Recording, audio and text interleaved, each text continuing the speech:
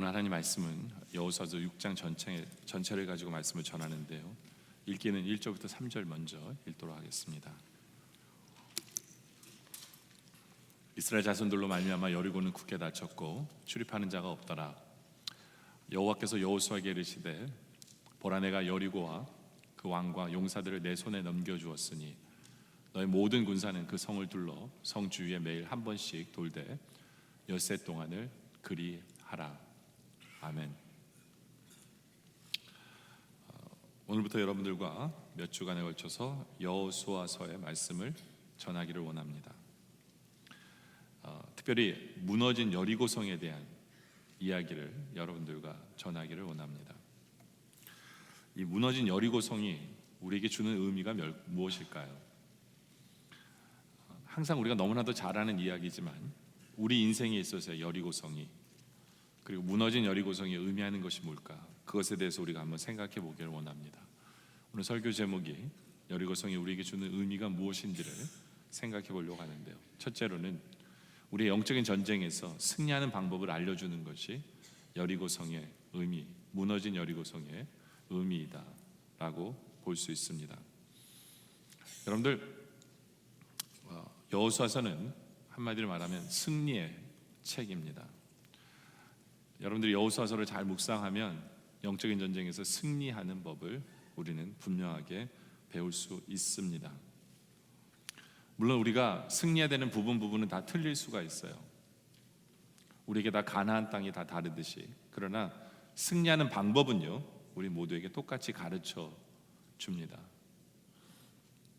근데 승리하는 방법 중에 가장 중요한 것, 여호수아서에서 우리에게 가장 중요하게 가르치는 초점이 무엇인가?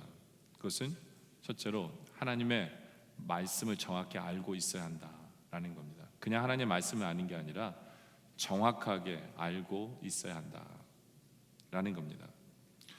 이스라엘이 여리고성 점령을 놓고 골머리를 앓고 있을 때 하나님은 여리고성 점령 방법을 오늘 말씀 3절과 4절에 알려주십니다. 너희 모든 군사는 그 성을 둘러 성주를 매번 한 번씩 돌되 엿새 동안을 그리하라.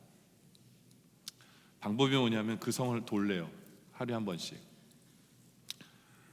또 4절에 보면 제사장 일곱 양각 나팔을 잡고 언약궤 앞에 나아갈 것이요, 일곱째 날에는 그 성을 이제 일곱째 날에는 7번을 돌래요. 총 13번을 돌라고 얘기합니다. 정말 특이한 방법으로 하나님께서는 여리고성을 무너뜨리는 방법을, 승리의 방법을 알려주십니다. 우리가 너무나도 잘 아는 대로 그 성이 무너졌고, 그렇고 이스라엘은 승리했습니다. 그렇죠? 너무나 여러분들이 잘 알기 때문에 아무런 의심이나 아무런 생각이나 고민도 안 해보셨을지도 모르지만 우리가 한번 생각해 볼 필요가 있어요. 뭐냐 하면, 여러분들 이 말씀은 대중에게 주신 말씀입니다. 여호수아의 입술을 통해서. 그렇죠?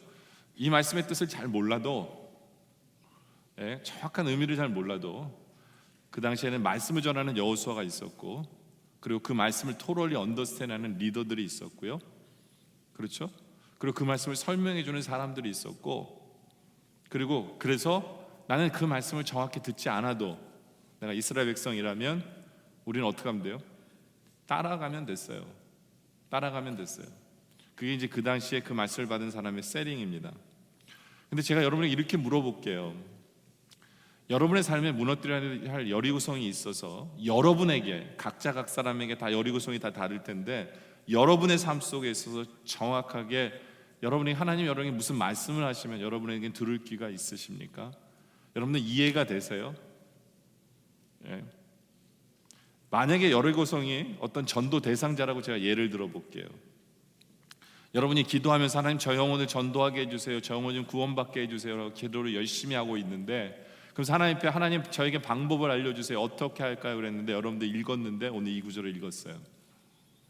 오늘 이 구절을 읽었습니다. 그러니까 그 사람이 전도 대상자가 여리고성이에요. 그 사람이 무너져 예수를 믿으니까. 오늘 이 말씀을 받아서 여러분들 이 말씀을 딱 보고는 그래, 이게 방법이다 해서 여러분들이 그날부터 이제 내일부터 그 사람 서 있으라고 한 바퀴를 돕니다. 그래서 6일 동안 만나서 한 바퀴를 돌고요, 7일째에는 여러분들이 7바퀴를 그 사람 주위를 돌고요, 그리고 갑자기 소리를 칩니다. 무너져라. 어떠세요? 이게 말씀 받은 성도의 모습입니까? 어떻게 생각하세요? 이렇게 말씀 받는 거에 대해서 어떻게 생각하시냐는 거죠. 그리고 그 행동에 대해서 어떻게 생각하세요? 이게 정확하게 하나님의 말씀을 언더스탠드한 거고 이해한 거고, 그것이 정확히 말씀을 받은 겁니까? 제가 그래서 정확이라는 단어를 자꾸 강조를 하는 이유가 거기 있어요. 예전에 어느 교회에서 땅 밟기를 한 교회를 봤어요. 그 교회는 그 교회 앞에 있는 절 주위를 성도들이 매일 한 바퀴씩 돕니다. 그 절 나가라고, 무너지라는 건 아니겠죠. 이제 절 그만두고 나가라고. 몰라요. 그 교회는 어떤 말씀을 받아서 하나님이 그렇게 하라고 해서 했는지 저는 모릅니다. 근데 여러분들 이 생각을 한번 해볼까요? 여러분들 땅 밟는 거 자체가 어떤 능력이 있습니까? 땅 밟는 거 자체가 능력이 있을까요? 아니에요. 땅 밟는 거 자체는 능력이 없어요. 근데 이스라엘 백성이 땅을 밟았을 때 여리고성이 무너진 이유는 뭐냐면 하나님이 정확하게 그 여리고성에 대해서 그렇게 하라고 해서 순종했기 때문에 무너진 거예요. 하나님이 무너뜨린 거지 인간의 땅 밟기는 아무런 의미가 없어요. 어떤 능력이 없어요. 하나님이 하라고 하는 것을 했기 때문에 무너진 것입니다. 그렇죠? 근데 이들은 왜 아무런 생각 없이 아무런 의심 없이 상식에도 맞지 않는 여리고성을 돌았을까요? 그렇게 하나님이 하라고 그러시니까 물론 돌았는데 왜 이들에게는 오케이 도는 게 어느 정도 맞다라는 인식이 된 거 아니에요? 돌아야지. 맞아. 하나님 돌아오라 했으니까 우리는 돌아야지. 어떻게 그들은 그렇게 돌았을까요? 아무런 불평 없이 아무런 의심 없이 이것이 하나님의 말씀이라는 확신 가운데 돌게 되었을까요? 네. 뭐 여러분들에게도 아까도 제가 얘기한 대로 이 말씀 듣으면 여러분들 의심할 거 아니에요. 진짜 하나님 나에게 이렇게 하라고 하시는가 의심할 텐데 왜 그들은 목숨을 건 도는 거였거든요. 근데 그들은 아무런 그렇게 불평을 많이 하는 사람들이 아무런 의심 없이 돌게 되었을까요? 네? 여러분 이런 거 한번 생각해 보셨어요? 여리고성은 얼마나 컸을까요? 여러분들이 이렇게 성경을 이야기를 이렇게 듣잖아요. 그러면 여러분들 실제로 상상을 해야 돼요. 내가 그 자리에 있어야 돼요. 그리고 돌아와야 돼요. 그럼 돌려면 가장 큰 문제가 뭐예요? 크기를 알아야 될 거 아니에요. 여리고성 얼마나 컸을까요? 옛날에 고고학자들은 여기가 여리고성이라 했는데 성경에 안 맞는 부분이 많으면서 성경이 틀렸다라고 얘기했었어요. 근데 이제 고고학 역사가 과학이 발달하면서 진짜 여리고성을 발견했거든요. 진짜 여리고성 유적지를 발견하면서 여리고성 유적지를 이렇게 재보니까 우리 교회 땅만 해요. 우리 교회 땅만 해요. 그러니까 여러분들이 생각하는 것처럼 뭐 한양의 뭐 성 뭐 이렇지가 않아요. 그렇게 크지 않아요. 한 8에이커 정도 돼요. 근데 그게 말이 되는 게 뭐냐면 만약에 큰 성읍이잖아요. 한 바퀴 도는 건 문제가 없어요. 근데 하루에 7바퀴를 도는데 문제가 발생해요. 이해가 되세요? 7바퀴 못 돌아요. 하루에 시간이 안 돼요. 크면 안 돼요. 그러니까 한 8에이커 정도 되는 성이었어요. 근데 물론 성은 크기는 작지만 성벽은 되게 두꺼웠던 거예요. 이 고고학적으로 이렇게 유적지를 발견했는데 이 성벽이 성벽이 두 겹으로 되어 있는데 첫 겹은 2m였고요. 그리고 그 다음 바로 안쪽에 성벽은 3m예요. 그러니까 성벽 두께가 한마디로 말하면 두합 5m짜리 두께예요. 얼마나 컸는지 아시겠죠? 높이는 약 14m 정도가 이제 높이가 여리고성이었어요. 그러니까 정말로 단단하고 두꺼운 성이었어요. 근데 오케이 여리고성의 크긴 돌았어요. 오케이 돌만하다. 돌만해요. 근데 또 다른 문제가 하나 발생하냐면 나 혼자 도는 건 문제가 안 돼요. 나 혼자 도는 건 문제가 안 되는데 몇 명이 돌면 문제가 될까요? 여러분들 출애굽 나올 때 인구가 나오잖아요. 그렇죠? 출애굽기 12장 37절에 보면 이스라엘 자손이 라암스에 따른 숫곳에 이르니 여호와의 보행하는 장정이 60만 명 가량이 나왔습니다. 60만 명 가량이 광야로 쏟아져 나온 거예요. 장정만. 그래서 뭐 여자들, 노인네들 뭐 다 합치면 아이들까지 다 합치면 약 200만 명에서 250만 명까지의 사람들이 광야로 쏟아져 나온 거예요. 이 사람들이 광야에서 40년을 살아가지고 얼마나 죽고 얼마나 다시 태어났는지는 몰라요. 그렇지만 인구의 변동이 그렇게 크게 없을 거라고 생각한 상태에서 지금 여기 있는 백성의 숫자는 약 200만 명이라고 여러분들 상상을 한번 해보세요. 200만 명이 우리 교회를 주위를 돌아요. 근데 하루 도는 건 매입이 그렇지만 7일째 7바퀴를 200만 명이 7바퀴를 도는 게 가능할까요? 어떻게 생각하세요? 여러분들 이 야구 경기라면 스테디움에 큰 스테디움엔 3만 명 정도가 모여요. 3만 명 모이면요, 이건 엄청난 인구예요. 엄청난 사람들이에요. 근데 200만 명이라는 사람이 200만 명이라는 사람이 돈다라는 상상이 이게 이해가 되세요? 그렇다면 우리는 질문을 해봐야 돼요. 성경에 진짜 200만 명이 돌라 그랬나? 성경을 다시 봐야 되겠죠. 근데 성경은 엄밀히 말하면 200만 명이 돈다라고는 써있지 않아요. 여러분들 생각에는 백성이 돌았다고 생각하지만 엄밀히 말하면 백성이 돈 게 아니라 오늘 말씀 3절에 보면 너희 모든 군사는 그 성을 돌라 그랬어요. 그러니까 이스라엘 백성 중에 군사가 돌았어요. 물론 이제 잘 내용을 보면 전체 200만 명의 사람들은 그 성을 보면서 소리는 질렀어요, 같이. 좀 돈 거는 200만 명이 돈 것 같진 않아요. 오케이? 이해가 되시죠? 근데 이제 여러분들 성경을 보면 약간 입체적으로 보셔야 돼요. 그래서 상상도 해보고 내가 돌아보고 그래서 내가 그 상황 속에서 내 마음이 되어져 보라는 얘기로 이제 여러분들 설명을 해보는 건데, 근데 또 다른 아까 했던 질문을 다시 한번 더 돌아보면 내가 그 명령을 받았다면 여리고성을 돌래요. 그럼 이런 질문을 해봐야 돼요. 하나님 왜 돌아야 돼요? 이 도는 목적이 뭡니까? 이런 질문하는 게 당연하지 않아요? 일반적인 상식으로. 근데 이스라엘 백성들은 그런 질문이 없었어요. 여호수아도 질문이 없고 오케이 돌라 그랬으니까 돕니다. 물론 대단한 믿음이라고 여러분들 생각할지 모르지만 엄밀히 말하면요, 하나님의 말씀은 그렇게 받는 게 아니에요. 하나님이 여러분에게 어떤 명령을 주시잖아요. 그럼 어떤 말씀을 받잖아요. 그러면 그 명령을 이해하도록 하는 또 다른 명령이 이미 있었어야 돼요. 그래야 이것이 정확히 하나님의 말씀이라는 걸 알게 돼요. 그러니까 말씀은 연결이 돼서 이 말씀이 나에게 주어졌을 때 오케이 하나님이 하라고 그러시는 건 이제 하게 되는 거예요. 하나님의 말씀이라는 건 어떤 하나의 말씀을 받았다고 해서 난 말씀 받았다고 얘기하는 게 아니에요. 그러니까 이스라엘 백성에게 너희는 돌아라 했을 때 이스라엘 백성들의 머릿속에는 늘 이제껏 들었던 소리가 있기 때문에 아무런 얘기가 없었던 거예요. 이제껏 모세를 통해서 여호수아를 통해서 들었던 얘기가 뭐였냐면 그게 신명기 11장 25절의 말씀인데요, 너희 하나님 여호와께서 너에게 말씀하신 대로 너희가 밟는 땅 사람에게 너희를 두려워하고 무서워하게 하시리니 너희를 당할 사람이 없으리라. 이스라엘 백성들 머릿속에는 땅을 밟는 것에 대한 의미가 굉장히 있었어요. 땅을 밟아야 된다. 땅을 밟아야 된다. 그래서 신명기 1장 36절에도 오직 여분네 아들 갈렙은 온전히 여호와께 순종하였은즉 그는 그것을 볼 것이요 그가 밟은 땅을 내가 그와 그의 자손에게 주리라. 땅을 밟으니까 내 것이 되는구나 라는 그 말씀을 듣고 살았어요. 이들은 여호수아서 시작할 때도 여호수아 1장 3절에 여호수아가 하나님이 여호수아에게 내가 모세에게 말한 바와 같이 너희 발바닥으로, 하나님 얼마나 밟는 것을 강조하면요 발바닥으로 라는 얘기를 했을까요? 너희 발바닥으로 밟는 것은 모두 내가 너에게 주었노니. 그러니까 이스라엘 백성들의 모든 백성들은 늘 밟는 것이 중요하구나. 그래서 하나님이 여리고성을 주위를 돌아서 밟아라라는 이것을 보면서 하나님이 우리에게 주시려고 하는구나에 대한 의심이 없었던 거예요. 그래서 돌아라고 했을 때 이들은 딴 때는 막 말이 많았는데 말이 없었던 이유는 이해를 한 거예요. 하나님이 이 말씀을 주신 거에 대한 이해가 따라온 거죠. 이것이 말씀을 받는 자의 자세예요.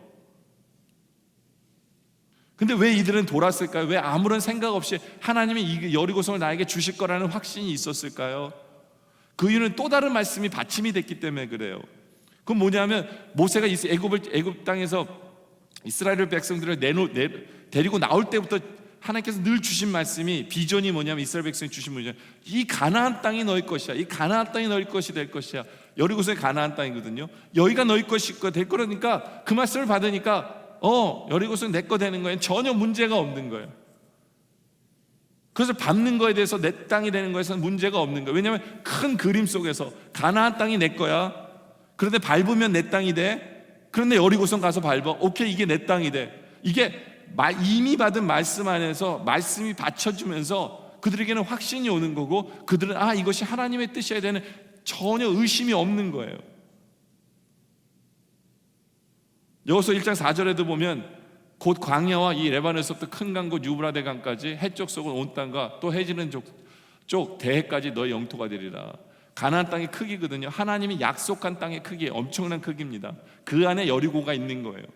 이 땅이 너희 거가 돼. 큰 그림을 보여주면서 이 땅이 너희 건데, 근데 지금 너희가 여리고에 있는데 밟으면 너희 땅이 돼. 그 말씀 배경 속에서 밟아가서 너희 땅이 돼. 그러니까 이스라엘 백성들이 그 말씀을 받을 때 정확하게 하나님 뜻이 오케이, 밟아야 되는구나, 아무런 의심 없이 이들이 밟게 되는 거예요.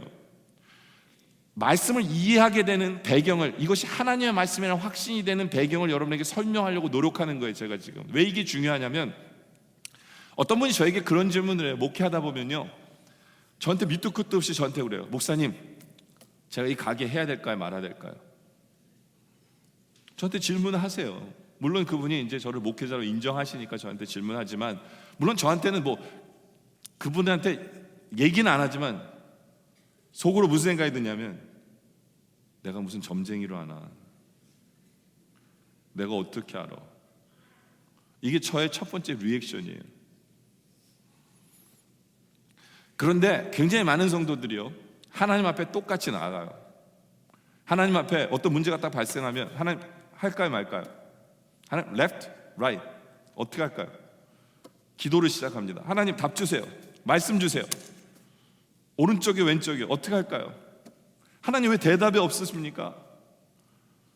하나님 어떻게 할까요? 이러면서 하나님 앞에 매달리기 시작합니다. 하나님 똑같은 말씀 하실 거예요. 야, 너 내가 점쟁이인 줄 아냐? 너 지금 나한테 점괘 보는 맞추러 오는 거야? 말씀 앞에서 이 자세를 하나님 원하시지 않으세요. 물론 여러분들이 신앙의 예수를 믿은 지 얼마 안 돼가지고 하나님 앞에 그렇게 얘기하면 그래, 하나님이 대답도 해주세요. 왜냐하면 그걸 통해서 성숙해야 되니까, 하나님 살아계신 걸 믿게 하기 위해서. 그러나 성도가 성숙하게 하기 위해서는 하나님께서는 그 방법을 택하지 않으세요. 그렇게 말씀이라는 게 그렇게 이해가 되는 게 아니에요. 여러분들, 이 말이라는 것 자체가 그래요. 여러분들이 어떤 사람과 대화할 때 어떤 사람이 한 가지 말을 들었어요. 그래서 그 말 들은 대로 여러분들이 해석했잖아요. 그 해석이 옳을까요, 틀릴까요? 옳다라는 개런티가 없어요. 왜냐하면 이 말을 한 사람의, 그 사람의 배경을 알아야 돼요. 그 사람의 속마음을 알아야 돼요. 그 사람이 왜 이런 얘기를 했는지 그 사람의 뒷생각까지 알아야 우리는 그 말에 이해를 했다고 얘기하는 거예요. 하나님 말씀도 마찬가지예요. 하나님 말씀이 어떤 말씀이 딱 한 구절을 여러분들이 선포됐을 때 그 한 구절을 보고 나는 다 알았어, 말도 안 되는 소리예요.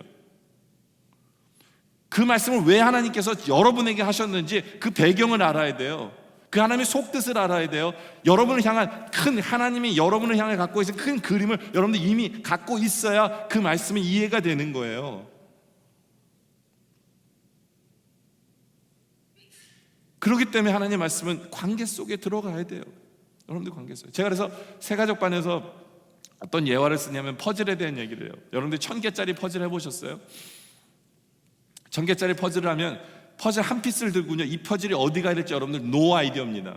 말씀이 그런 거예요. 하나님의 말씀이 하나가 딱 선포되잖아요. 그럼 그 말씀 듣고 여러분의 인생에 이 말씀을, 퍼즐을 껴놔야 되는데 노 아이디어에 어디다 껴 맞출지 노 아이디어입니다. 그게 맞는 얘기예요. 말씀이 그래요. 근데 퍼즐이라는 게 어때요? 1000개짜리 퍼즐 하려면 해보신 분 알겠지만 옆에부터 쫙 맞춰요. 먼저 옆에부터 쫙 맞춥니다. 왜 이제 그걸 맞추냐면 색깔 때문에 알아서 맞추는 게 아니라 그 퍼즐만은 뭐가 있어요? 끝에가 이렇게 스트레이트이 돼 있어요. 이건 모서리란 얘기예요. 그러니까 그걸 보면서 모서리를 쫙 맞춰요. 맞춘 다음에 그 다음부터는 모든 퍼즐을 어떻게 맞추냐면 그 색깔과 그거 자체가 정확하게 꽃인지 뭔지 몰라요. 색깔과 그 다음 색깔과 이걸 맞추면서 비교를 하면서 아, 요거는 여기 좀 가면 되겠구나 해서 맞춰가는 거예요. 그렇게 퍼즐을 맞춰가는 거예요. 말씀도요, 굉장히 비슷해요. 말씀도. 그러면서 퍼즐을 맞추면서 약 여러분들이 한 1000개짜리인데 퍼즐을 30개 정도 맞추잖아요. 그러면 한 가지의 백그라운드 이미지가 보이기 시작해요. 뭐 꽃 같은 게 보이기 시작해요. 아, 이게 꽃이구나. 그러면 또 다른 꽃 모양 같은 비슷한 퍼즐이 있으면 아, 이건 여기쯤 가겠구나라는 건 이제 상상이 되기 시작해요. 웬만큼 이미 퍼즐을 맞춰놨기 때문에 어떤 퍼즐을 받게 되면 그 다음부터는 이 퍼즐이 어디 갈 거라는 것을 알게 돼요. 그래서 여러분들은 이미 꽃이라는 그림을, 이제 큰 그림을 본 거죠. 꽃이라는 그림을 보면서 퍼즐이 가는 걸 알게 되는 거예요. 저 같은 경우에는 100개 퍼즐을 맞췄더니 위니더푸가 꽃을 들고 있는 퍼즐이었어요. 그 다음부터는 좀 더 큰 그림 속에서는 좀 더 많은 셀렉션이 나와요. 그래서 그 퍼즐들이 나올 때 이건 위니더푸 쪽이고 이거는 머리고 이쪽은 팔이고 요렇게 맞춰가는 거예요. 제가 하나님 말씀 들고랑 굉장히 비슷하다는 게 뭐냐면, 하나님 말씀을 어떤 한 구절을 받았다고 해서 난 모든 것을 안다는 게 아니에요. 하나님의 관계 속에서, 매일매일의 삶 속에서 하나님께서 나에게 말씀을 주시는 것들이 퍼즐처럼 하나씩 하나씩 맞춰져 가면서 하나님이 나를 향해 갖고 계시는 비전이 보여요. 내가 이 땅에 왜 나를 이 교회에 보내셨는지, 왜 나로 이 일을 하게 하셨는지, 왜 나로 이 땅에 살게 하셨는지, 어떤 점점 큰 그림들이 맞춰가지는 거예요.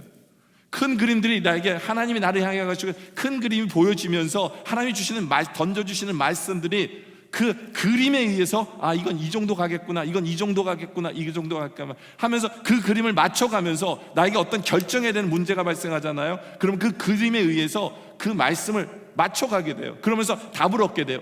이 상황 속에서는 내가 오른쪽으로 가야 되는구나, 이 상황 속에서 내가 이런 결정을 하는 게 하나님의 뜻이구나라는 그러한 결정들이 나는 거예요. 아무런 생각도 안 하다가 어느 순간에 예스 노, 하나님 오른쪽 왼쪽이요, 그거는 점쟁이들이랑 하는 거예요. 하나님의 말씀이라는 것은 하나님의 관계를 벗어나서는 절대로 알아들을 수 없어요. 하나님이 갖고 계시는 여러분을 향한 비전이나 그림을 갖지 않고서는 여러분들은 제대로 된 결정을 해나갈 수가 없어요. 그렇기 때문에 말씀을 정확히 안다는 것은 매일매일의 삶 속에서 하나님과의 관계를 무시하지 않는 거예요. 이스라엘 백성들도 그들의 믿음이 대단했기 때문이 아니에요. 대단했기 때문에 여리고성을 아무런 말 없이 돌았던 게 아니에요. 그들이 살아오면서 하나님께 주신 큰 그림, 가나안 땅이 너희 거야 라는 그림을 가졌기 때문에, 그리고 너희가 밟으면 그 땅 내가 너에게 준다라는 얘기를 자꾸 들으면서 이게 하나님 뜻이구나. 근데 가서 밟어, 진짜 때가 됐구나. 하나님 밟습니다. 어떤 면에서 세상적으로 말도 안 되지만 하나님 저 밟아요. 그들이 활을 쏘아서 우리를 죽일지도 모르지만 주님 저는 돕니다.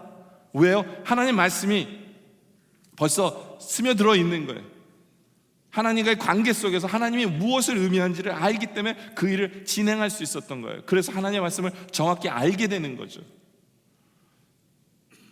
이것이 말씀 앞에 성도의 자세예요. 여러분들, 여호수아서는 우리에게 승리를 주는 책이지만 승리하는 방법은, 너무나도 중요한 방법은 말씀 앞에서 여러분들이 어떻게 하나님의 정확한 뜻과 하나님의 의도와 하나님이 여러분들을 향해 갖고 있는 이 그림과 큰 그림과 비전과 이런 것들을 내가 알고 있느냐가, 알아야 우리는 그 다음 수를 제대로 두게 되는 거예요. 그 말씀대로 살게 되는 거. 그래야 우리는 승리하게 된다라는 것이죠. 그러려면요, 주일날만 말씀 들어서는 안 돼요. 매일매일의 말씀 속에서 묵상하고 고민해야 돼요. 묵상도 그냥의 고민이 되어서는 안 돼요. 그냥 하나님 말씀 읽으면서 어떤 히스토리적인 백그라운드를 배우는 시간이 아니에요. 묵상이라는 건 뭐냐면 하나님이 나에게 뭐라고 말씀하시는가, 나와 무슨 대화를 했느냐가 중요한 거예요. 하나님 나에게 무슨 말씀을 하십니까? 매일매일 이 질문을 던지면서 말씀에 대한 묵상이 필요해요. 고민이 필요해요. 하나님과 대화가 되어져야 돼요. 그러기 위해서 말씀을 사모하고, 그러기 위해서 기도하고, 그러기 위해서 하나님을 붙잡고, 그러기 위해서 기도하는 거예요. 여러분들, 제가 죄송합니다. 이 성경에 사울왕과 다윗이 나오잖아요. 예전에는 저는 하나님은 다윗은 좋아하고 사울은 싫어한다라고 생각했어요. 뭐냐면 다윗은 이상한 행동하는데 하나님 다 칭찬하고요, 사울은 어떤 일을 고민할 때 고민하다 그냥 할 수 없어서 결정했는데 하나님 야단치시고 너 왕에서 물러나 이러는 하나님이신 거예요. 그러니까 약간 하나님은 다윗 쪽에 치우친 하나님이 아닐까라는 생각을 했었어요. 그런데 전 다윗의 문제점을 정확히 보게 됐어요. 그러니까 사울의 문제점이 뭐냐면요, 사울이 이런 사람이에요. 평상시 하나님과 관계 전혀 없어요. 그래서 갑자기 무슨 일이 탕 터지잖아요. 그럼 하나님 앞에 가서 하나님 어떻게 할까요? 답을 주세요. 근데 자기 스스로도 답을 못 얻어요. 그러니까 선지자 빨리 와. 야, 답이 뭐냐? 빨리 얘기해줘. 근데 선지자 늦게 오잖아요. 그럼 막 조바심이 나는 거예요. 뭔가를 해야 되는데. 그래서 기다리지 못하고 이상한 결정 하나 딱 내려가지고 하나님 앞에 야단 쭉 막 얻어맞는, 이게 사울의 모습이에요. 근데 다윗은요, 어떻게 보면 이 사람은 고민도 안 하는 것 같아요. 그 인생 속에서 어떤 중요한 결정을 내려야 되는 순간에 그런 고민도 없는 사람처럼 결정을 내려가는데 그 결정들이 나중에 하나님 칭찬하는 결정이 돼요. 너 잘했다는 거예요. 아니, 다윗은 도대체 뭐가 틀릴까? 왜, 무엇 때문에 다윗은 그렇게 그런 결정들이 이렇게 순조롭게 고민 없이 결정해 나갈 수 있었을까? 그렇잖아요. 다윗의 행동들 중에 정말 이상한 것들 중에 하나가 뭐냐면 제사장한테 성전에서 먹는 음식을 먹었거든요. 제사장들만 먹는 음식을. 근데 나중에 예수님이 약간 그걸 인용하세요. 그래 된다고. 다윗은 그것을 위해서 고민해 본 적도 없고 기도도 안 했어요. 반대로 사울이 만약 그랬으면 야단 맞았을 텐데 이런 생각이 들 정도로. 근데 다윗은 괜찮았거든요. 도대체 다윗의 좋은 점이 뭐였을까? 시편에 보면요, 다윗은 늘 얘기하는 게 내가 아침에 주를 묵상하며 내가 주야로 주님을 묵상하고 주의 말씀을 쫓아가는 거예요. 항상 다윗은 말씀을 내려놓지 않아요.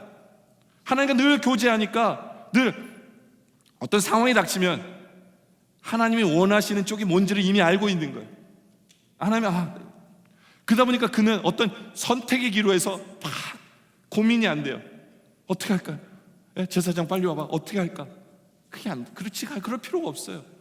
그리고 다윗의 삶 속에는 매일매일의 삶 속에 하나님의 응답이 탁탁 바로바로 와요. 블레셋과 전쟁을 하는데 전쟁을 앞에 놓고 다윗이 하나님께 기도해요. 하나님 어떻게 할까요? 하나님 뭐라고 하시냐면 바로 대답해 주세요. 야, 가서 싸워. 꿈 같은 얘기 아니에요? 예? 전쟁 앞에서 하나님 어떻게 할까요? 하나님 가서 싸워. 이런 응답받는 거 꿈 같은 얘기잖아요. 근데 더 꿈 같은 얘기가 뭔지 아세요? 싸워서 이겼어요. 근데 그날 오후에 적들이 다시 재정비에 또 쳐들어와요. 그럼 다윗이 뭐라고 그래서 하나님 어떻게 할까요? 그랬더니 하나님이 이제 내가 싸울게. 바로 또 대답을 주세요. 그 가만히 있었더니 하나님이 싸워서 이겼어요. 또 하나님이 싸우셔서 이기게 하셨어요. 아니, 사울에게는 침묵하셨던 것 같은 하나님이 다윗에게는 어떻게, 그래도 그것도 하루에 2번씩이나 정확하게 모세를 해댔죠. 어떻게 다윗은 그 얘기를 들을 수 있었을까? 그 비밀이 어딘 줄 아세요? 평상시에 늘 다윗은 하나님과 교제해요. 하나님 앞에 늘 질문하고 하나님 뜻이 뭔지를 알아요. 하나님이 다윗에게 갖고 있는 큰 그림 자체가 뭔 줄 알아요. 매 순간 그 그림에 퍼즐을 맞추듯이 말씀 주시면 이거 여기 가는구나. 어떤 문제가 발생하면 말씀 주시면 요건 여기야. 보이는 거예요. 그럴 때 진정한 승리가 있는 거예요. 그러기 위해서 우리의 삶에 좀 스트럭처를 바꿔야 돼요. 점쟁이처럼 어떤 문제 발생했을 때 주님 답 주세요. 어떻게 할까요? 그거는 신앙의 초기 때 그러죠. 이제 왜냐하면 신앙이 성숙해 되면요, 이제는 매일매일 하나님의 관계 속에서 하나님의 마음을 보셔야 돼요. 하나님 여러분이 향해 갖고 있는 비전을 보셔야 돼요. 그러면서 여러분의 삶이 이게 승리의 길이구나 라고 고백할 수 있는 여러분의 모습이기를 원합니다. 두 번째는 이제 정확히 말씀을 알았다면 우리는 뭐 해야 되냐면 순종해야 돼요. 순종해야 돼요. 근데 이게 순종이라고 단어를 쓰면 오해가 생겨요. 무슨 오해가 생기냐면 우리는 순종하면요, 내가 뭔가를 해야만 된다는 그런 강박관념이 있어요. 내가 뭔가를 해야만 하는 것이 순종이다. 근데 오늘 말씀의 순종은 우리가 생각하는 순종과는 좀 틀려요. 왜 오늘 말씀의 순종이 좀 다르냐면 오늘 전쟁은 하나님의 전쟁이기 때문에 그래요. 신학자들은 이 전쟁을 뭐라고 얘기하냐면 여호와의 전쟁 또는 거룩한 전쟁이라고 표현합니다. 그 이유가 뭐냐? 하나님이 주도하셨고 하나님이 계획자셨고 하나님이 하신 거예요. 처음부터 끝까지 하나님이 이기게 하셨기 때문에 하나님이 싸우시는 전쟁이기 때문에 이건 여호와의 전쟁이에요. 그래서 오늘 말씀 2절에 뭐라고 시작하냐면 여호와께서 여호수아에게 이르시되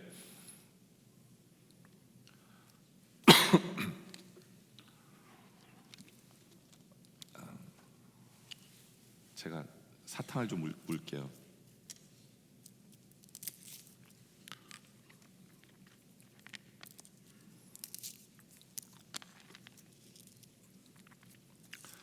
(2절에) 여호와께서 여호수아에게 이르시되 보라 내가 여리고와 그 왕과 용사들을 내 손에 넘겨 주었으니 이미 승리가 선포를 하십니다.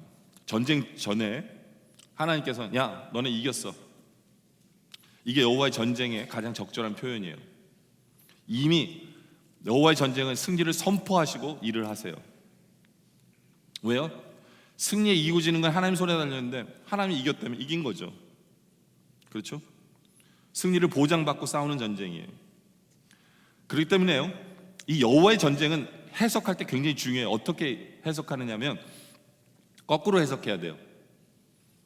거꾸로 해석한다는 게 뭐냐면 이기는 것을 생각하고 그리고 계획을 짜야 돼요.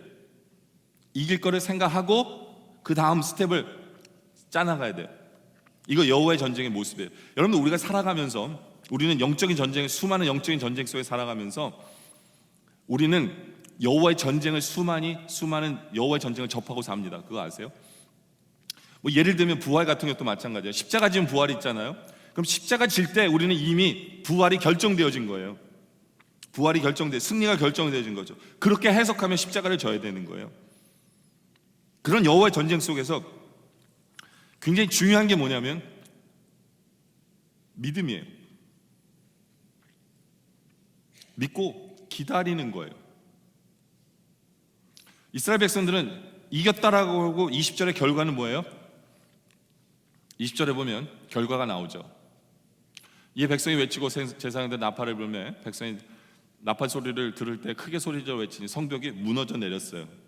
그 백성이 크게 각기 앞으로 나가 그 성에 들어와서 그 성을 점령합니다. 피스 오브 케이크였죠. 이겼어요. 말씀하신 대로 이루어졌어요. 그렇죠? 그런데 이스라엘 백성에게 요구됐던 순종이 뭐였냐면 도는 거예요. 여러분, 왜 하나님께서 돌라고 그랬을까요? 도는 거의 의미가 뭐예요? 한마디로 말하면 너희는 아무것도 하지 말아요. 그냥 그 성 구경이나 해. 내가 다 할게. 그거예요. 이스라엘 백성의 순종은 뭐예요? 지켜보라는 얘기예요. 그 성 구경이나 해. 그게 도는 거의 의미예요. 뭐 대단한 순종을 했다라고 생각하실 필요 없어요. 도는 그 대단한 순종이야. 웬만한 믿음 아니면 못 돌지. 아니에요. 이 돈다는 얘기는 아무것도 안 했다는 것은 증명이에요. 하나님이 하신다. 이거는 마치 사사기의 기드온 300용사와 같은 얘기예요. 그렇잖아요. 싸움이 일어나니까 사사기 7장에 보니까 수많은 사람들이 미디안과 싸우려고 모였어요. 여호와께서 근데 기드온에게 말씀하시죠. 너를 따르는 백성이 너무 많아. 내가 그들의 손에 미스한 사람을 넘겨주지 아니하리니 이는 이스라엘이 나를 거스려 스스로 자랑하기를 내 손이 나를 구원했다 함이라. 이렇게 많이 싸워서 이기면 니네가 이겼다 할 거니까 너무 많아. 그냥 가. 그랬더니 22,000명이 물러나고 10,000명이 남았어요. 근데 10,000명이 남았는데도 하나님 뭐라고 했어요? 야, 너무 많아. 그래서 야, 물 한번 마셔봐. 그래서 물 마시는 300명 중에 가장 작은 숫자가 똑같이 마시거든요. 300명이 다 가고 그 300명 남어. 그래서 300명으로 전쟁하는데 그 전쟁도 그들이 칼 들고 싸운 게 아니에요. 횃불과 항아리 깬 거예요. 아무것도 안 했다는 얘기 한마디로. 하나님이 다 하신 거예요. 이들에게 요구된 순종은 단 하나예요. 뭐예요? 믿고 거기 있으라는 거예요. 믿고 그 자리에 가라는 거예요. 믿고 그 자리에 서 있는 것. 믿음이에요. 믿고 기다리라는 거예요. 이게 가장 중요한 순종이에요.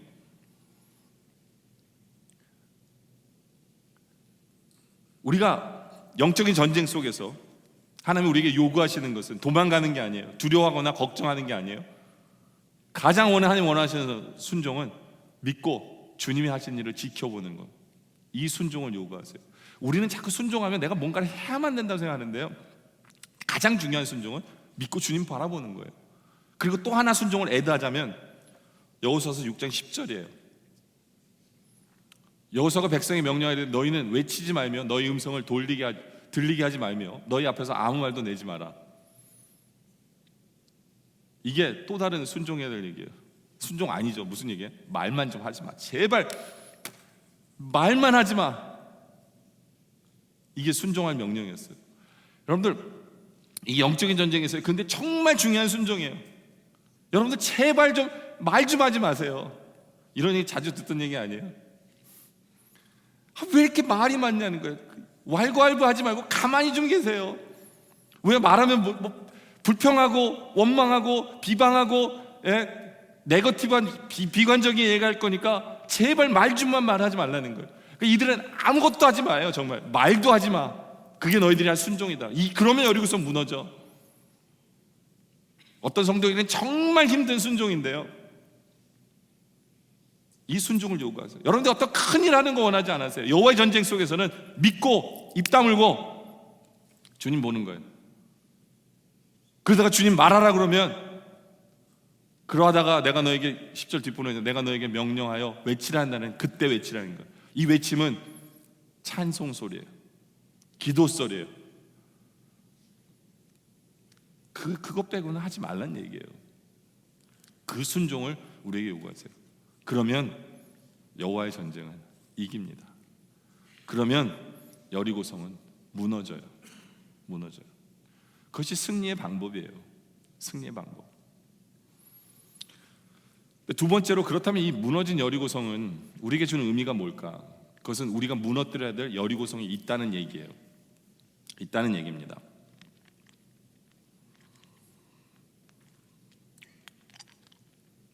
저도 아까 아침에 부탁하더라고요. 사탕을 먹어도 제발 입에서 굴리지 말라고. 소리가 다 들리니까.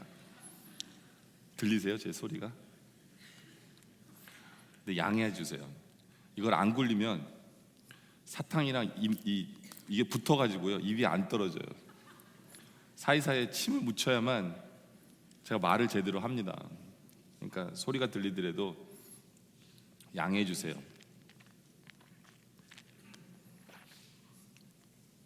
오케이. 우리가 무너뜨려야 될 여리고성이 있다는 얘기예요. 보세요. 이스라엘은 가나안 땅에 들어가면 누려야 될 축복이 정말 많아요. 그 축복을 누리려면 어디가 무너져야 돼요? 첫 번째 과면 여리고성이 무너져야 축복을 누릴 수 있어요. 우리의 삶 속에서도 마찬가지예요. 하나님이 우리에게 축복을 준비해 놓으셨는데, 그러려면 우리는 그 축복을 누리기 위해서는 우리의 삶 속에서 분명히 여리고성이 있어요. 사람마다 다를 테지만 그 성을 무너뜨려야 된다라고 얘기하시는 거예요. 근데 수많은 여리고성이 있겠지만 저는 오늘 본문 말씀을 통해서 이것이 우리의 여리고성입니다라고 말씀을 드리고 싶은 것이 있어요. 이스라엘 백성들이 한 행동을 보면서 이게 내가 갖고 있는 여리고성일 수 있겠구나 하면서 그게 무너져야 된다라는 것을 여러분들에게 말씀을 드리고 싶은데요. 첫째로 뭐냐? 내 뜻대로 걸어가는 발이 여리고성이에요. 이 얘기를 하려면, 이 말씀 드리려면 여호수아서 5장을 앞장을 한 장 넘어가 봐야 되는데, 여호수아서 5장 15절에 보면 여호와의 군대 장관이 여호수아에게 이르되 내 발에서 신을 벗으라 라는 얘기를 하세요. 여호수아에게 얘기하래요. 여호와의 군대 장관이 내 발에서 신을 벗어, 이렇게 얘기하세요. 근데 여호수아 이 상태가 지금요, 여호수아가 가나안 땅에 들어가서 군대 장관을 만난 거예요. 여리고성을 가고 있는데, 근데 군대 장관을 만났는데 여호수아의 영적인 레벨이 예전 같지 않았어요. 여기에 문제가 있었어요. 무슨 얘기냐면 여호수아서 5장 13절에 보니까 여호수아가 여리고에 가까이 이르렀을 때 눈을 들어 본즉 한 사람이 칼을 빼고 손을 들고 마주 서 있는 거예요. 여호수아 앞에 칼을 들고 서 있는 거예요. 그러니까 여호수아가 그 사람에게 뭐라 묻냐면, 여호수아가 나아가서 그에게 묻되 너는 우리를 위하냐 아니면 우리의 적이냐. 여러분들 이 전쟁 속에서요, 이 사람이 내 아군인지 적군인지 못 알아보면요, 이건 엄청난 큰 문제예요. 근데 여호수아가 그 문제에 당면하고 있는 거예요. 근데 그분이 성육신하신 예수님이시거든요. 예수님이 칼을 들고 서 계신데 하나님과 대화하는 여호수아가, 영적으로 깨어있는 여호수아가 그분이 누구신지 모르는 거예요. 내 적인지 내 원수인 줄 모르는 거예요. 이만큼 지금 여호수아가 영적으로 깨어있지 못하는 상태가 돼버린 거예요. 왜 이런 문제가 발생할까요? 이게 모세랑도 굉장히 비슷해요. 모세의 문제랑, 모세가 가나안 땅에 못 들어간 거랑도 굉장히 비슷한 문제인데, 무슨 얘기냐면 지금 여리고성을 앞을 쳐다보면서, 여리고를 바라보면서 걸어가면서 모세의 머릿속에 무슨 생각만 해요? 네? 저 성밖에 생각 안 하는 거예요. 저 성밖에. 저 성을 어떻게 무너뜨릴까? 자기 방식으로 머리 고민하는 거야. 어떻게 싸울까? 어떻게 포위할까? 어떻게 무너뜨려야 되지? 어떤 방법이 있을까? 여호수아는요, 그 여리고성을 바라보면서 그 생각밖에 안 하는 거예요. 하나님의 사람이, 여호수아는 무슨 생각밖에 안 해야 될까요? 원래 하나님 생각만 해야죠. 네? 하나님이 가라고 한 저 땅, 그 때문에 하나님 안에서 그 땅을 바라봐야죠. 하나님의 눈으로 그 땅을 바라보고 하나님의 생각으로 그 땅을 바라봐야 되는데, 그 여리고성이 너무 크고 이제는 앞에 직면한 문제니까 그것만 보는 거예요. 그러면서 지 가는 발길을 걸어가는 거예요. 자기 생각대로 어떻게 할 것인가를 고민하며 가는 그 발걸음 앞에서 하나님이 뭐라고 하시냐면, 야, 네 신발을 벗어 라는 얘기예요. 여러분들, 우리의 믿음의 선배들이요, 우리의 성경에 보면 믿음의 조상들이 주님의 거룩한 존재 앞에서 신발을 벗으라는 얘기를 하세요. 그 뜻이 뭘까요? 그 뜻이 뭘까요? 네 발은 깨끗하다는 얘기일까요? 그러면 신발을 벗으라는 얘기는 한마디로 무슨 얘기냐면 네 가는 길을 멈추라는 얘기예요. 우리는 신발을 신고 걸어가야 되는데 신발을 벗으라는 얘기는 그 자리에 서예요. 네가 하려는 계획들, 네가 머릿속에 있는 모든 것들 스탑하라는 거예요. 네 머릿속에 하나님 없이 생각하는 그 모든 여리고성 무너뜨리라는 거예요. 하나님 생각하지 않고 하나님과 연결짓지 아니하고 생각하는 모든 것 신발 벗고 스탑. 그리고 다시 재정비해서 걸어가라는 얘기예요. 하나님 안에서. 바로 그 뜻이에요. 여호수아는 어느 순간부터 여리고성을 바라보면서 하나님과 동행하는 삶을 잃어버린 거예요. 여러분들, 우리도 마찬가지예요. 우리는 매 순간 하나님과 동행하고 하나님 생각 속에 가득 차야 되는데 그것을 잊어버리는 순간 누가 적인지 누가 내 원수인지 내 아군인지 이게 헷갈려요. 하나님과 동행하고 있다는 사실을 잃어버려서는 안 돼요. 내 뜻대로 걸어가서는 안 돼요. 우리는 너무나도 거침없어요. 그냥 마치 하위를 달리듯이 거침없이 그냥 내 생각대로 내 발걸음대로 내가 원하는 대로 거침없이 나가요. 거기에 문제가 있다는 거예요. 하나님의 뜻을 묻지도 않아요. 하나님의 경외함도 없어요. 그냥 앞만 보면 달려갑니다. 열심히 살면 되겠지. 그것도 고집이에요, 여러분들. 잘못된 고집이에요. 하나님 없으면서도 내 생각대로, 교회 안에서 마찬가지예요. 내가 그냥 옳다라는 고집으로 살아가요. 그러면 은혜 못 받는 건 나예요. 문제가 발생하는 건 나예요. 고집을 피우는 건. 어느 교회에 어느 장로님이 만든 규칙이 있어요. 그 규칙이 뭐냐면 찬송은 반복해서 부르면 안 된다는 규칙을 세웠어요. 그러니까 찬양 인도하는 사람이 앞에서 찬송 2번 부르면, 똑같은 찬송 2번 부르면 시험에 드는 거예요. 누구 혼자요? 그 법을 만든 장로님 혼자 시험에 드는 거예요. 누구에게 안 좋아요? 본인에게 안 좋은 거예요. 바뀜이 없어요. 거기에는 새로운 변화라는 게 없는 거예요. 네. 내 길대로 간다, 내 방식대로 간다, 내가 원하는 대로 한다. 우린 그걸 똥꼬집이라고 하는 거예요. 제가 똥꼬집을 인터넷 검색으로 이렇게 쳐보니까 2가지 뜻이 있더라고요. 하나는 똥처럼 더럽게 고집 피운다는 얘기고, 또 하나는 똥 누러 가야 되는데 괜시니 고집을 피워가지고 바지에 똥 싸는 걸 똥꼬집이라고 그러는데요. 둘 다 지저분하고 둘 다 나쁜 거고 둘 다 안 좋은 거예요. 어쨌든 우리는 하나님 앞에서 내 방식대로, 내가 원하는 대로 내 길을 걸어가겠다.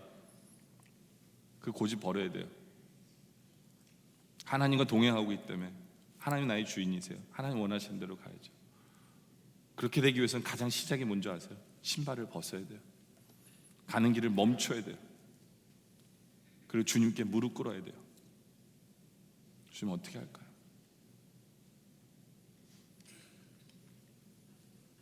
두 번째, 없어져야 될 여리고성이, 무너져야 될 게 뭐냐면 현실만 보는 눈이 여리고성이에요. 분명히 하나님이 6장 2절에 뭐라고 말씀하세요? 여호와께서 여호수아에게 이르시되 보라, 내가 여리고와 그 왕과 용사들을 내 손에 넘겨주었느니 승리가 결정됐다라고 얘기하세요. 근데 그 약속을 받음에도 불구하고 우리는 약속을 안 바라봐요. 자꾸 현실을 바라봐요. 그래서 오늘 성경이 재밌는 게 뭐냐면 6장 1절과 2절이 딱 대조가 돼요. 6장 1절이 뭐예요? 이스라엘 자손들로 말미암아 여리고는 굳게 닫혔어요. 그 두꺼운 성이 문을 딱 걸어 잠그니까, 출입하는 사람도 없어요. 문을 딱 걸어 잠그니까 어떻게 들어가지? 현실이에요. 그게 현실입니다. 근데 우리 이스라엘 백성에 뭐가 있어요? 여호와께서 모세에게 이르시되 보라, 내가 여리고와 그 왕과 용사들을 내 손에 넘겨주었나니 약속이 있어요. 여러분, 우리는 선택해야 돼요. 현실을 볼 것인가 아니면 약속을 붙들 것인가. 우리는 늘 우리의 삶 속에 이 결정이 우리에게 있어요. 근데 현실만 바라보는 그 눈을, 그 성, 그 여리고가 무너져야만 우리는 승리할 수 있어요. 우리는 그것을 기억해야 돼요. 믿지 않는 사람들은 현실만 보지만 우리는 그 현실에 대해서 하나님의 약속을 보게 돼요. 그 하나님의 약속을 가지고 1절을 보게 되면 이거는 희망적인 거예요. 너무 감사한 거예요. 왠지 아세요? 문을 닫고 있는 게 너무 감사한 거예요. 왜냐하면 하나님이 나보고 그 다음에 하신 명령이 뭐예요? 돌래는 거예요. 근데 돌고 있는 와중에 선문 열고 쳐들어오면 큰일 나잖아요. 그러니까 약속을 가지고 그 성을 보면 감사가 돼요. 현실만 보면 불가능으로 보이고 비판적이고 비관적인데, 약속을 가지고 성문 닫혔어? 편안하게 놀겠네, 이렇게 되는 거죠. 근데 왜 그들은 문을 굳게 잡고 안 나왔을까요? 이것도 다 하나님이 계획해 놓으신 거예요. 왜 이스라엘 백성들이 바보들처럼 한 바퀴 돌았는데도 안 나오고, 두 바퀴 돌았는데 안 나오고, 나중에 7바퀴 지치도록 돌았는데도 성문을 열고 안 나왔을까요? 하나님이 다 만들어 놓으신 계획이기 때문에 그래요. 계획이 뭐였어요? 12명의 라합이랑 기생이랑 만났잖아요. 만났을 때 우리가 이스라엘 정탐꾼입니다 얘기했을 때 라합이 지금 이 백성들의 마음 상태를 얘기해 주잖아요. 뭐예요? 오금이 저려요. 하나님이 이스라엘 백성이 행하신 그 역사를 이미 여리고 백성은 다 알고 있기 때문에 그들은 두려움에 떨고 있어요. 두려움에 떨고 있기 때문에 이스라엘 백성이 바깥에서 뭔 짓을 하더라도 문 안 열어요. 절대로 문 안 열어요. 나와서 싸울 생각 절대로 안 합니다. 왜요? 이들은 성 안에서 두려움에 떨고 있는 사람들이에요. 두려움에 떨고 있었기 때문에. 하나님이 다 만들어 놓으신 계획이에요. 그러니까 문이 닫혔어요? 우리는 더 희망적이죠. 감사합니다. 하나님이 명령하신 대로 우리는 편하게 됐네요. 비관적이 안 돼요. 여러분들 스스로가 바라봐야 돼요. 여러분들은 현실을 바라보는 사람입니까? 아니면 약속을 붙들고 사는 사람입니까?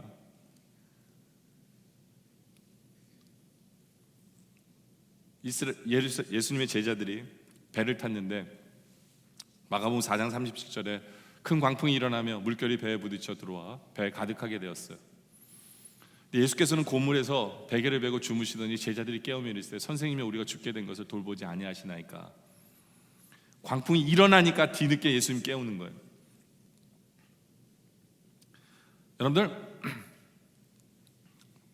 여러분들은 어떻게 생각하세요? 광풍이 더 가까울까요? 예수님이 더 가까워요? 누가 더 가깝습니까? 예수님이 더 가까워요. 예수님 바로 옆에 있고 광풍은 나에게 밀려오고 있는 거잖아요. 그렇죠? 그럼 제일 가까이 있는 예수님을 미리 깨우죠. 주님, 광풍이 일어나요. 주님 일어나서 좀 해결해 주세요. 그럼 되잖아요. 주님 보면 되잖아요. 근데 이들은 광풍만 보는 거예요. 주님이 지금 나와 함께 하신다는 걸 잊고 살았어요. 근데 안 되니까, 자기 방식대로 안 되니까 주님을 깨운 거예요. 여러분들 지금도 우리 주님은 우리와 동행하고 계세요. 여러분 옆에 계세요. 주님을 보세요. 현실을 보지 마세요. 주님을 보시라는 얘기예요. 주님의 약속을 보세요. 주님의 약속을 붙드세요. 그리고 현실을 보세요. 얼마나 감사한지 몰라요. 얼마나 희망적인지 몰라요. 하나님의 은혜인 걸 보게 돼요. 그런 눈이 있기를 원합니다. 세 번째로는 하나님의 방식에 순종하지 못하는 내 경험과 지식이 무너져야 돼요.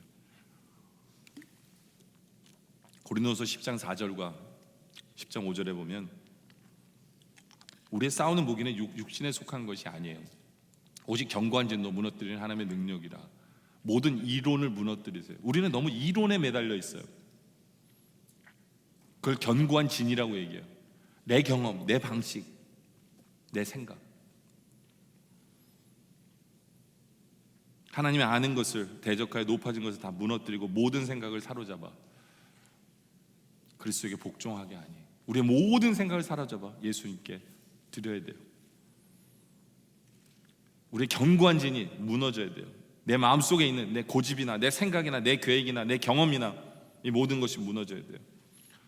여러분들, 하나님의 명령은 힘든 게 아니에요. 할 수 없는 게 아니에요. 그러나 믿음 없으면 못해요. 내 지식이나 내 경험을 앞세우면 우리는 순종할 수 없어요. 우리는 그 명령대로 못해요. 여리고라는 천홍성을 무너뜨리는데 우리는 자꾸 그렇게 생각해요. 저 성이 무너지려면 내가 한번 가서 문이라도 발로 차야 무너지지. 자꾸 이 생각을 떨쳐버리지 못해요. 내가 가서 돌이라도 한번 던져야 무너지지. 어떻게 빙빙 돌기만 하면 어떻게 무너져. 그게 자꾸 우리의 생각이에요. 우리의 방식이에요. 저런 성이 무너지면 아주 오래 걸릴 거야. 아니면 기발한 방법이 있을 거야. 근데 하나님의 방법은 오랜 시간도 필요 없었어요. 어떤 기발한 방법도 필요 없었어요. 그렇죠? 하나님이 하시면 되는 거예요. 하나님. 근데 자꾸 우리는 우리의 생각대로 이걸 해야 돼, 이거 해야 돼, 이거 안 하면 안 돼. 기다리세요. 바라보세요. 마치 아브라함 같아요. 하나님이 자손을 준다고 그랬는데 첩을 들여가지고 이 방법밖에 없을 거야. 지 생각을 자꾸 넣는 거예요. 여리고성은요, 내 상식, 내 방식대로, 내 경험대로 되는 게 아니에요. 그걸로 무너지는 게 아니에요. 하나님이 해 주셔야 합니다. 네 번째로는 하나님이 주신 것을 내 것이라고 주장하는 그 소유권의 주장이 무너져야 돼요. 19절에 보니까 여리고성 안에 있는 은금과 동철 기구들은 다 여호와께 구별된 것이니 그것을 여호와의 곳간에 드릴지니라. 여리고성에서 얻은 모든 물건들은 하나님의 거라고 얘기하셨어요. 어떻게 보면 우리 하나님 되게 재밌으세요. 왜요? 너 여리고성 너네가 이기기 위해서 너희들 한 거 아무것도 없어. 내가 다 했으니까 여기 있는 거 다 누구 거라고요? 하나님의 거라는 거예요. 맞아요. 하나님 거 맞아요. 근데 하나님께서 하나님이 왜 이 소유권을 하나님 주장하셨냐면 그들에게 가르치고 싶으신 거예요. 너희가 이제 첫 성부터 이긴 모든 것은 누구 것인지를 기억해. 하나님의 것인 것을 기억해. 근데 실패했잖아요. 아간이라는 사람이 빼돌렸잖아요. 그래서 그 다음 전쟁이 지잖아요. 하나님 그들에게 가르치고 싶으셨어요. 보이는 전 여리고성은 무너졌지만 보이지 않는 여리고성은 살아있었던 거예요. 네 거 내 거가 구별이 안 되는 거예요. 내가 가진 모든 것은 하나님의 것인데 아직도 내 거에 대한 소유권을 주장하려고 하는 그 마음을 버려야 된다는 거예요. 여러분들, 우리가 가진 모든 것, 내 시간, 내 생각, 내 집, 내 재산, 내 자식, 내 가족 다 하나님의 거예요. 하나님의 것이면 어떻게 해야 돼요? 어떤 결정을 하려면 주인에게 물어봐야 될 거 아니에요. 우리는 물어보지도 않아요. 하나님께 드리지도 않아요. 왜? 내 거라고 생각하니까. 그 생각이 무너져야 돼요. 그 생각이 무너져야 돼요. 우리에게는 이런 여리고들이 있어요. 여러분에게 무너져야 될 여리고성은 무엇입니까? 이제 말씀 결론을 내리죠. 오늘 말씀의 결론은 여리고성은 무너진다라는 약속이에요. 이 말씀에 있는 거예요. 하나님께서 해 주신다라는 거예요. 여러분 인생길 앞에 여리고성이 분명히 있는데 하나님께서는 무너뜨리고 계신다는 거예요. 그리고 무너뜨려 주신다는 약속인 거예요. 반드시 무너진다라는 거죠. 그것이 아무리 견고하고 두껍고 세 보여도 내 힘으로는 무너뜨릴 수 없지만 하나님께서는 무너뜨려 주신다라는 거예요. 우리 할 일은 뭐예요? 믿음으로 하나님을 바라보시라는 거예요. 아무 말씀하지 마시고 하나님 바라보세요. 그리고 우리 할 일은 뭐냐? 하나님과의 교제 속에 들어가세요. 하나님께 주시는 매일매일의 말씀 속에서 하나님과 대화를 나누세요. 하나님께서 나를 향해 갖고 오신 하나님의 비전을 바라보시고 매일매일의 속삭이는 하나님과 대화 속에서 하나님의 마음을 보시고, 그래야 나에게 하나님의 말씀이 선포됐을 때 정확하게 이건 어디에 행한 말씀이구나, 어디를 위한 말씀이구나를 볼 수 있는 여러분들. 그래서 말씀대로 이루시는 하나님, 말씀으로 인도하시는 하나님, 말씀으로 승리케 하시는 그 하나님을 체험하면서 간증하면서 여러분의 입술은 오직 찬양만이 나오는, 기도만이 나오는 승리를 선포하는 여러분의 모습 되어지시기를 주님의 이름으로 축원합니다. 아멘. 기도드리겠습니다. 아버지 하나님,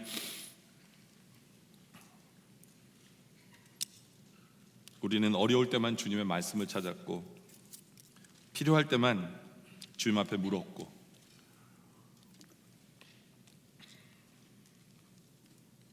그리고 내가 뭔가를 해야만 된다라고 생각했고,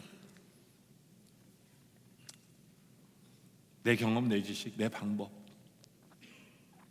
그것만을 붙들면서 그 안에서만 생각했던 우리의 모습을 다 내려놓습니다. 다 무너지기를 원합니다.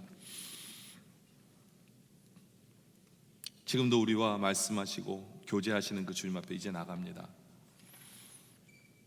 주님의 마음을 알기를 원합니다. 주님이 우리에게 갖고 계신 그 비전을, 하나님의 그림을 보기를 원합니다. 그것이 하루아침에 되지 않는 것을 우리가 알고 있기에 매일매일 날마다 주님과 말씀과 교제하길 원합니다. 주님을 알아가기 원합니다. 기도하며 나갑니다. 그리고 우리가 할 수 없는 문제 앞에서, 수많은 여리고성 앞에서 이제 잠잠히 하나님만 바라봅니다. 믿음으로 하나님 보게 하여 주시옵소서. 하나님이 이루시는 그 역사를 우리는 찬양하고 간증하며 고백하게 하여 주시옵소서. 수많은 여리고성이 무너져 내림을 보게 하시고 그 승리를 선포케 하여 주시옵소서. 주님 때문에, 우리의 반석이시오 요새신 주님 때문에 이제 요동치 않고 주만 바라봅니다. 역사하여 주시옵소서. 예수님의 이름으로 기도드립니다.